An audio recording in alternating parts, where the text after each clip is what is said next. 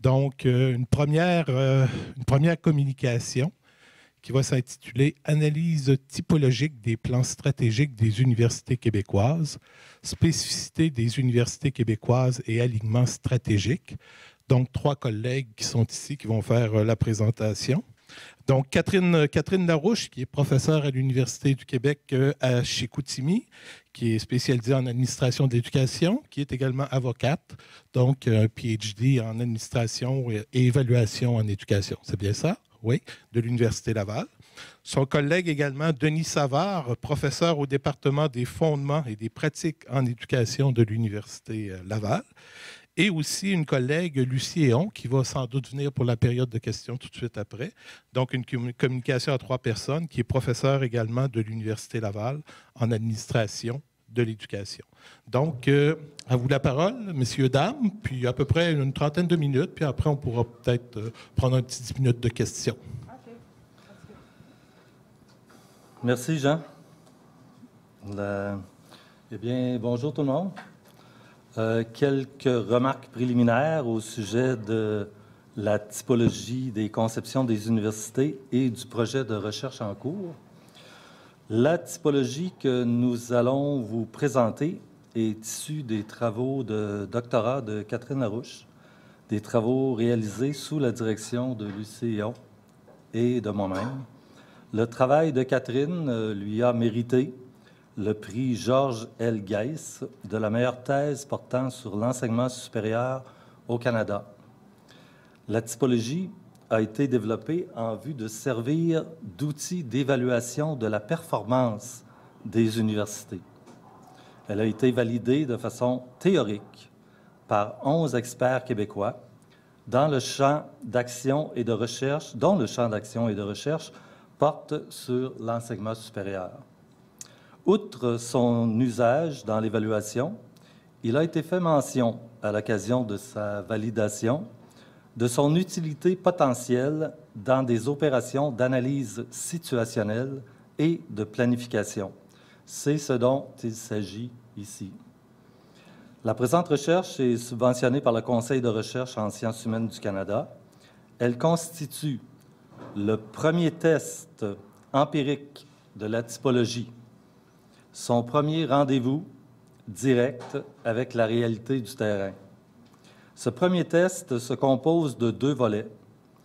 Une étude de cas de son applicabilité dans une opération de planification dans une université des provinces de l'Atlantique et une analyse des plans stratégiques des universités québécoises que nous allons voir aujourd'hui. Le projet vise aussi à valider la typologie pour l'ensemble des établissements d'enseignement supérieur, collèges et universités au Canada, ainsi qu'à développer un ensemble d'indicateurs pour chacune des conceptions. Alors, je laisse la parole à Mme Larouche. Merci, Denis. Est-ce que si je prends ce micro-là, c'est bien parce que je ne prendrai pas lui? Il faut que je tourne mes pages avec le micro. Je viens de m'apercevoir que ça ne marcherait pas. Alors, bonjour. Aujourd'hui, il nous fait plaisir de vous présenter ce projet de recherche. Depuis l'adoption de la loi sur l'administration publique en 2000, les universités du Québec doivent respecter les principes de la saine gestion, qu'on appelle aussi la gestion axée sur les résultats. Elles doivent donc adopter un plan stratégique et le rendre public, en rendre compte et le rendre public. En général, comme les universités sont majoritairement financées par l'État, les acteurs universitaires s'entendent sur la nécessité de rendre des comptes. Mais on observe toutefois certaines réticences à appliquer de façon intégrale des mesures qui sont perçues comme limitant le pouvoir décisionnel des universités, et peuvent remettre en question les valeurs fondamentales comme la liberté académique, l'autonomie institutionnelle ou la gestion collégiale. Le ministère constatait en 2013, dans le rapport du chantier sur une loi cadre des universités, une absence de consensus des acteurs quant aux objectifs à atteindre dans la planification et aux indicateurs à utiliser dans la reddition de comptes. L'université s'inscrit souvent contre une vision trop mécaniste de l'université, vue comme une entreprise de production, campée avec des tâches planifiées, avec exactitude, des processus récurrents, des activités planifiées. Une université, c'est complexe. Les activités reposent sur une mission fondamentale, recherche, enseignement, service aux collectivités, mais aussi il s'agit d'un agencement complexe de valeurs, des objectifs et des actions parfois antagonistes d'une multitude d'acteurs, tant internes qu'externes, le tout couvrant un large spectre disciplinaire. C'est dans ce contexte qu'en exploitant une approche typologique, on s'est attaqué, dans ma thèse et par la suite dans nos travaux, au problème du rendu de la complexité et de la spécificité des universités dans l'évaluation de la performance. On va vous présenter la typologie, mais malheureusement, on va le faire très brièvement parce que le but, c'est de vous présenter les résultats de l'analyse des plans stratégiques en fonction de cette typologie. Alors, la typologie qui a été validée comporte 7 conceptions: académique, service public, marché, entrepreneurial, apprenante, politique, milieu de vie, définies selon 7 dimensions: valeurs et principes, gouvernance, stratégie, enseignement, recherche, système d'évaluation et critères de performance. L'idée ici, c'est que ce n'est pas une typologie, ce n'est pas des modèles d'université. Ce n'est pas non plus des types d'université. C'est des types de conception de l'université. Ça veut dire que c'est transversal. Ça traverse le temps et l'espace. La première conception, c'est la conception académique. C'est la recherche de la vérité, le développement du savoir, la rigueur scientifique et la liberté académique. Entre autres, les critères qui sont valorisés ici, c'est l'excellence académique, le prestige, les distinctions. La conception service public, là je fais ça très rapidement, c'est la réponse aux besoins diversifiés de la société, l'accès à l'éducation, la démocratisation et la présence active de l'État. La conception marché va vouloir s'adapter au marché. Elle s'intéresse plus particulièrement à la satisfaction de la clientèle, au positionnement stratégique et à la concurrence. La conception entrepreneuriale mobilise les ressources autour d'une vision, vise l'innovation et va prendre des risques tout en voulant s'assurer de la pérennité de l'organisation. La conception apprenante, c'est une université décloisonnée qui travaille en réseau, en communauté de pratique, va se préoccuper du transfert de connaissances, de l'information, mais à tous les niveaux. La conception politique reconnaît les intérêts divergents, cherche à satisfaire l'ensemble des parties prenantes, pas seulement les dirigeants, et va viser le changement social.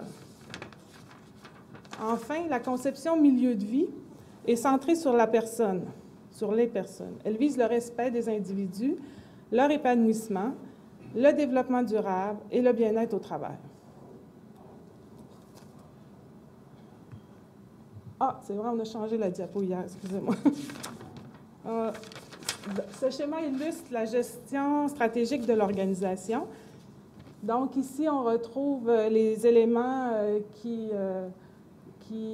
qualifient la gestion stratégique. Donc on retrouve la mission, la vision qui va reposer sur les valeurs de l'organisation, la culture organisationnelle, pour enfin définir les orientations, les objectifs à partir d'une analyse de la situation. Et enfin, définir les stratégies, les plans d'action, et pour arriver à des activités courantes. On va parler ici, nous, on va s'intéresser dans les plans stratégiques, on a analysé dans les plans stratégiques seulement les énoncés de mission, vision et valeur. Et on va parler un peu d'alignement stratégique. Pour nous, l'alignement stratégique, ce serait une cohérence des actions avec la mission, la vision, les valeurs.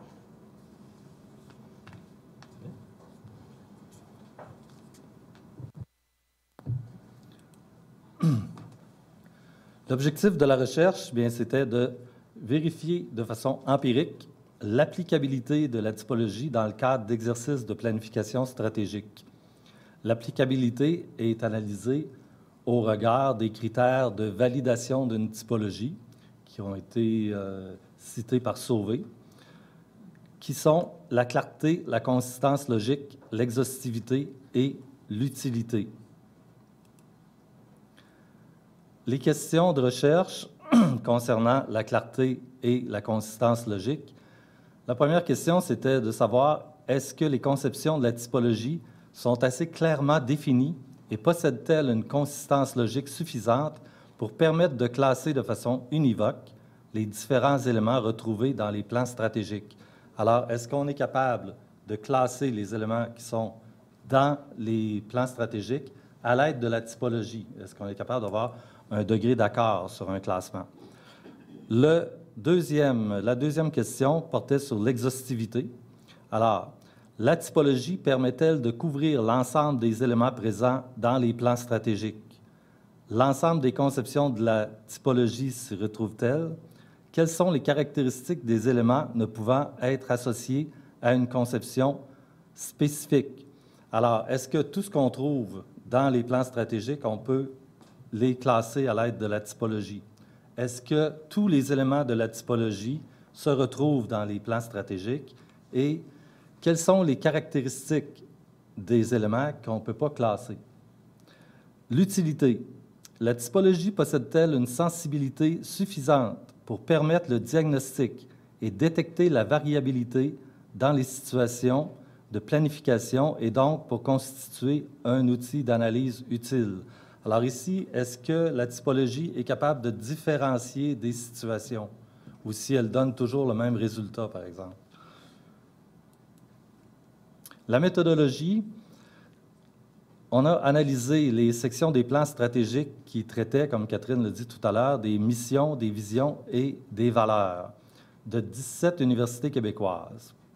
Ce corpus a été segmenté en unités de sens et a fait l'objet d'un codage double en fonction des conceptions et des dimensions, qui sont les colonnes que vous avez vues tout à l'heure dans la présentation des conceptions. Le codage des 278 unités de sens relevées dans les plans stratégiques a donné lieu à 393 mentions. Ici, il faut savoir qu'une même unité de sens peut être classée, dépendant de son contexte, dans 2 conceptions. Ces mentions, qui sont l'unité d'analyse de l'enquête, ont été compilées et croisées par section de plans stratégiques et par établissement. Donc, la méthodologie pour la clarté et la consistance logique, quelles opérations ont été réalisées? Bien, il y a eu une analyse de concordance interjuge dans la codification des conceptions par 2 chercheurs. Alors, est-ce que 2 personnes indépendantes arrivent à la même classification des différents éléments? L'exhaustivité, la vérification de la fréquence de chacune des conceptions à l'intérieur des mentions codées, puis la détermination des caractéristiques des mentions non classifiables à l'aide de la typologie. Alors, ce qui a été fait, c'était de vérifier si chacune des conceptions se retrouvait à l'intérieur du corpus. Enfin, l'utilité. On a fait une analyse de l'alignement stratégique de l'ensemble des plans des universités par rapport aux conceptions présentes dans les sections relatives à la mission, aux valeurs et à la vision. On devrait retrouver dans la mission, les valeurs et la vision, à peu près les mêmes conceptions. Alors, s'il y a un écart, bien là, il n'y a pas ce qu'on appelle l'alignement stratégique du plan stratégique, justement. Et enfin, l'examen de la capacité de différenciation de la typologie dans l'analyse des conceptions prédominantes relevées dans chacun des plans stratégiques. Alors, on a été capable de typer chaque université en fonction des conceptions qui sont présentes dans leur plan stratégique, ce qu'on va vous présenter tout à l'heure. Alors, je redonne la parole à Catherine pour les résultats.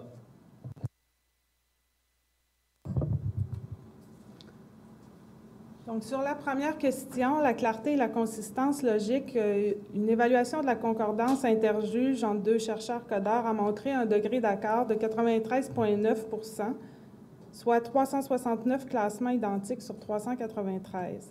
La typologie présente donc un niveau de fiabilité élevé. La définition des conceptions est assez claire et logiquement consistante pour que la typologie permette de classer de manière univoque les différentes mentions des plans stratégiques. Sur la question de l'exhaustivité, qui voulait vérifier la fréquence de chacune des conceptions à l'intérieur des plans stratégiques, on constate la présence à des degrés divers de chacune des 7 conceptions de la typologie. Les 7 conceptions, donc, on a trouvé des traces des 7 conceptions dans les plans stratégiques. Cette compilation confirme les résultats antérieurs de ma thèse quant à l'existence à l'intérieur du système universitaire québécois de réalités signifiantes reliées à chacune des conceptions. Ici, vous avez le tableau où on peut voir la fréquence de mention pour chacune des conceptions, mais c'est un peu trop petit là, pour vous, là, mais c'est... ça va être disponible au besoin. Ça va être disponible au besoin. Pour l'ensemble des mentions, fréquence en pourcentage, ça c'est l'ensemble des plans stratégiques. Alors, les conceptions les plus mentionnées, on retrouve la conception académique, 25,7 %, la conception milieu de vie, 18,8 %, la conception service public, 18,8 %, entrepreneurial, 15,3 %, apprenante, 8,9 %, marché, 4,6 %, politique, 1,3 %. On a quand même des éléments indéfinis, 6,6 %, des éléments qu'on n'est pas capable de classer dans aucune des conceptions. Entre autres, le partenariat, on s'est aperçu que le partenariat, on n'est pas capable de l'associer à une conception, on pourrait le décliner dans chacune des conceptions. La même chose aussi pour les relations avec le milieu, même l'internationalisation. C'est des éléments qui sont encore, pour nous, non classeurs, entre autres. Là, on va mettre... je pense qu'on va travailler... Ouais, OK. Ici, on a l'ensemble des mentions, mais pour la mission seulement.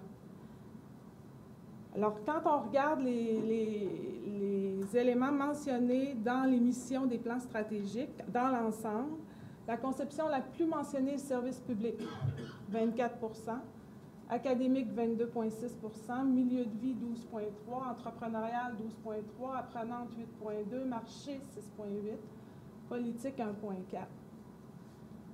Et quand on dit indéfini, c'est souvent quand on s'est aperçu qu'il y avait comme une mission fondamentale et il y a une mission plus spécifique des universités. Quand on parle de la mission fondamentale, on n'est pas capable de la classer. Mais quand on parle d'une mission actualisée, la mission spécifique des universités, là, on est capable de classer les éléments. Du côté des valeurs, maintenant, 28,8 % ont été classés dans la conception académique, 24,4 % milieu de vie, service public 15,6 %, entrepreneurial 14,4 %, apprenante 10 %, marché 1,9 %, politique 1,9 %.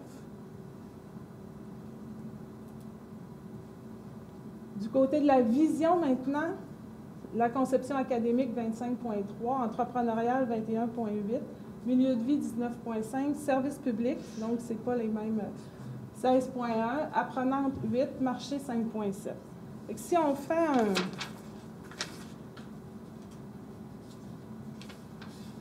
on va mettre le schéma à 3, je pense. Denis, s'il te plaît. Ouais. Donc, si on les met ensemble maintenant, les 3 qu'on vient de vous présenter, mission, vision, valeur, on voit que ce n'est pas parfaitement aligné. C'est sûr que ça ici, c'est pour l'ensemble des plans stratégiques, là. Donc, on n'est pas tous pareils, mais ici, on ne peut pas voir qu'on n'est pas tous pareils, on va le voir tantôt, mais on n'est pas... mission, vision, valeur, c'est différent, là. Ce n'est pas les mêmes conceptions qu'on voit du côté de la mission, vision, valeur. Puis un autre constat qu'on a fait aussi, qui est quand même important, c'est la conception entrepreneuriale. La conception entrepreneuriale est en rose. Je ne sais pas pourquoi on l'a mis en rose, d'ailleurs. C'est bizarre. Ah oui, ça fait printemps. C'est tellement aimé. Ça fait printemps. Donc, la conception entrepreneuriale est rose, est moins présente dans les énoncés de mission, 12,3 %, et dans les valeurs, 14,4 %. mais elle émerge au deuxième rang dans les expressions de la vision, à 21,8 %. Ce qui nous fait donc dire qu'on a une mission, dans le fond, qui est caractérisée par le service public l'académique. On a des valeurs qui sont caractérisées académiques et milieu de vie. Et on a une vision qui est académique, mais qui est coloriée entrepreneuriale. Donc, c'est intéressant de voir, on s'en va vers là, mais peut-être les valeurs et la mission, ils ne sont pas encore rendus là. Ou peut-être qu'ils ne veulent pas y aller.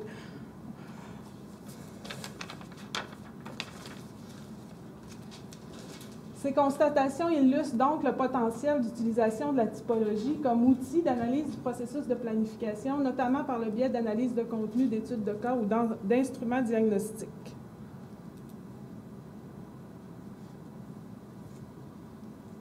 Notre recherche montre donc la capacité de la typologie à refléter la diversité des conceptions à l'œuvre dans le processus de planification stratégique des universités québécoises. Chacun des types a été relevé donc comme une conception dominante, à l'exception de la conception politique.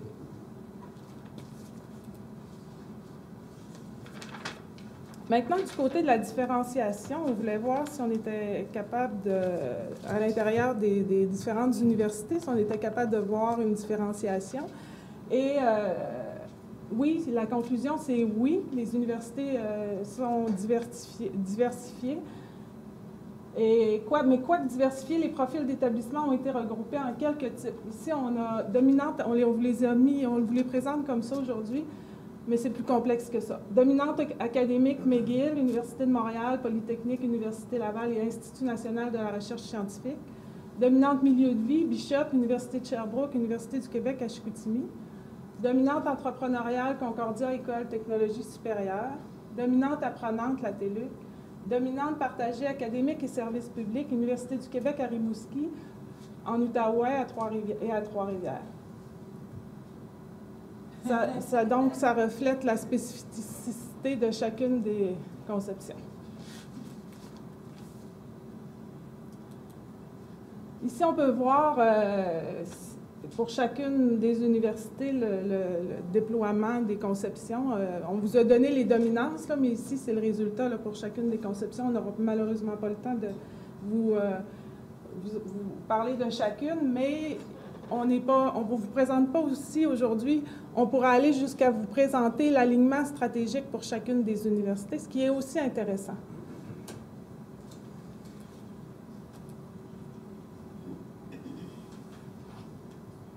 L'étude a donc permis de vérifier l'alignement stratégique des plans analysés.